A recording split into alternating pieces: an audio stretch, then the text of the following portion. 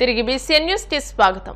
ప్రాథమిక స్థాయి నుంచే బాలోత్సవాలు నిర్వహించి వారిని భాగస్వామ్యం చేయడం ద్వారా విద్యార్థుల్లో దాగి ఉన్న ప్రతిభను బహిర్గతం చేయవచ్చని అంబేద్కర్ కోనసీమ జిల్లా కొత్తపేట ఎమ్మెల్యే బండారు సత్యానందరావు అన్నారు. కొత్తపేట ప్రభుత్వ బాలుర ఉన్నత పాఠశాల ఆవరణలో కోనసీమ బాలోత్సవం మొదటి పిల్లల పండుగ పేరిట 2 రోజుల పాటు నిర్వహించిన కార్యక్రమాలు ఆదివారం సాయంత్రంతో ముగిశాయి.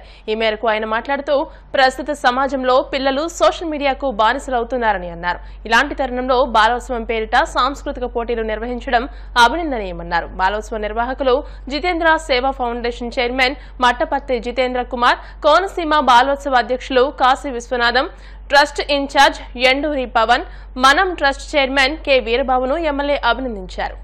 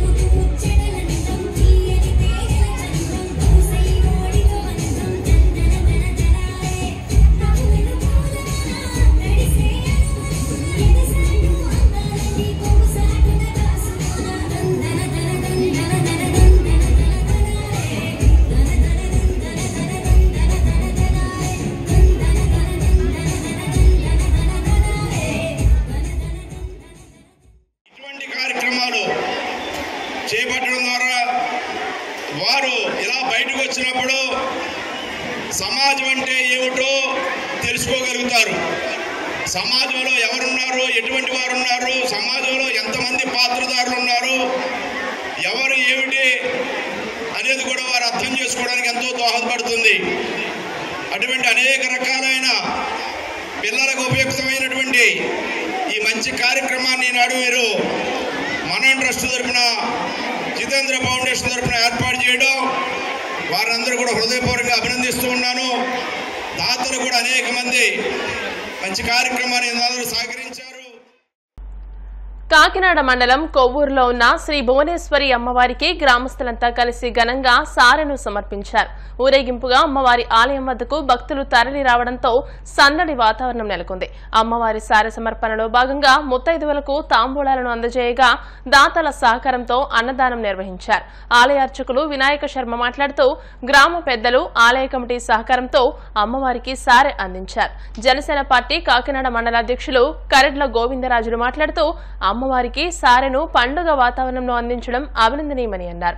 ఈ కార్యక్రమంలో టీడీపీ కొవ్వూరు గ్రామ కమిటీ అధ్యక్షులు బొంతు నాగేశ్వరరావు, బుజ్జి, గుండుబోగుల నానాజీ, వరప్రసాద్, అన్నవరం దేవస్థానం ప్రతినిధులు సతీష్, కొంపెల్ల సురేష్ తదితరులు పాల్గొన్నారు. ఇది రెండో సంవత్సరం సారి కార్యక్రమం అండి. మొదటి సంవత్సరం విజయంగా అయింది. ఇది రెండో సంవత్సరం కార్యక్రమం జరుగుతుంది. ఈ కార్యక్రమానికి గ్రామ పెద్దలు, గుడి పెద్దలు, గ్రామ పెద్దలు అందరూ సహకారంతో ఈ కార్యక్రమం చేయడం జరుగుతుంది. సారి కావిడిలతో, సారి తేవడంతో, జాకెట్ ముక్కలు కావిడితో తేవడం కూడా కొత్తగా అనిపించింది ఈ సంవత్సరం. ప్రతి శుక్రవారం అన్నప్రసాదం కార్యక్రమం చేస్తాం. చేసేటప్పుడు చూడడానికి వచ్చిన భక్తులు కుయ్యూరు గ్రామం నుంచి, వాళ్ళకి నుంచి మాకు సోదరులు వచ్చారు. ఆ సోదరులు మీ గ్రామ ప్రజల నుంచి ఎంతమంది జనం వచ్చినా అన్నప్రసాదం మేము పెడతామని మాకు హామీ ఇవ్వడం జరిగింది. నైట్ అంతా కూర్చొని దగ్గరుండి వాళ్ళిద్దరూ కూడా ఈ కార్యక్రమం చేయడం జరిగింది. మరి మా కొవ్వూరు గ్రామంలో మరి పంతులు గారి తరఫున మరి ఇది రెండో సంవత్సరం జరుగుతుంది. అమ్మవారికి చారి పెడదామంటే ఊరంతా ఆడపడుచులందరూ కలిసి వచ్చి రావడం చాలా ఆనందకరంగా ఉంది. ఎందుకంటే ఇంత ఉత్సాహంగా మరి గ్రామదేవత అంటే మరి భువనేశ్వరి తల్లి మరి రాష్ట్రంలోనే ఎక్కడో మారుమూలన ఉన్నదే కొవ్వూరు గ్రామం. అటువంటి కొవ్వూరు గ్రామం తెలియాలంటే మరి భువనేశ్వరి తల్లి ఇక్కడ ఉన్నదని మరి ప్రజలందరూ గుర్తించి ఈరోజు భారీ ఎత్తున మరి 500 మంది సుమారుగా మరి ఈరోజు అమ్మవారికి చారి ఇవ్వడం చాలా తెలుగు రాష్ట్రాల్లో రానున్న 3 రోజుల పాటు భారీ వర్షాలు కురిసే అవకాశం ఉందని వాతావరణ శాఖ వెల్లడించింది. నైరుతి రుతుపవనాలకు తోడు సముద్ర మట్టానికి ఆనుకుని ఉన్న ఉపరితల ఆవర్తన ద్రోణి కారణంగా భారీ వర్షాలు కురుస్తాయని వాతావరణ శాఖ తెలియజేసింది. తెలంగాణలో 4 రోజులు, ఏపీలో 3 రోజులు వర్షాలు కురుస్తాయని వెల్లడించింది.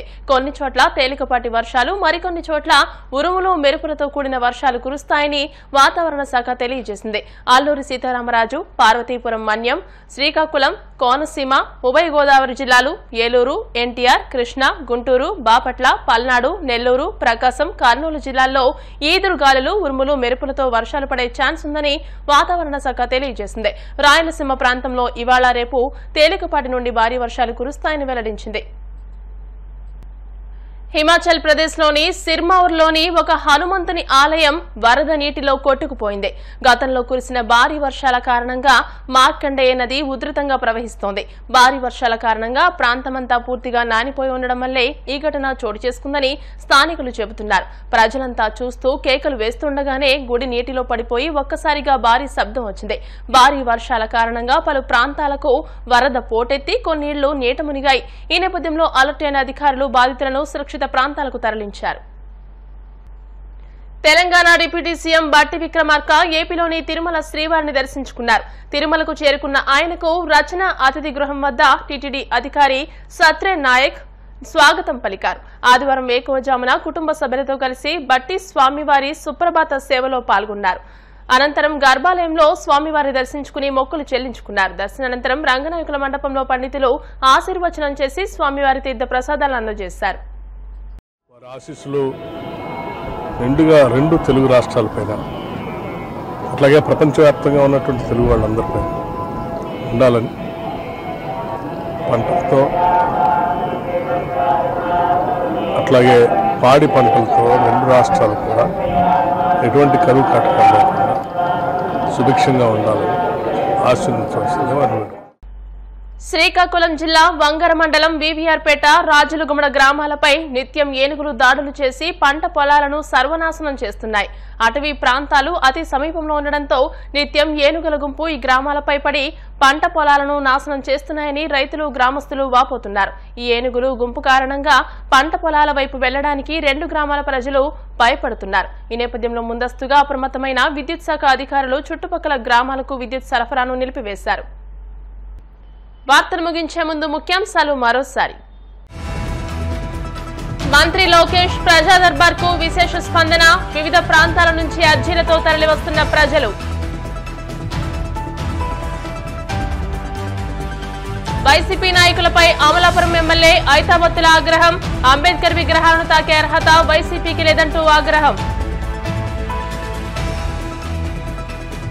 కాకినాడ మండలం కొవ్వూరులో శ్రీ భువనేశ్వరి అమ్మవారికి గ్రామస్తుల సారే. విశేష సంఖ్యలో హాజరైన భక్తులు.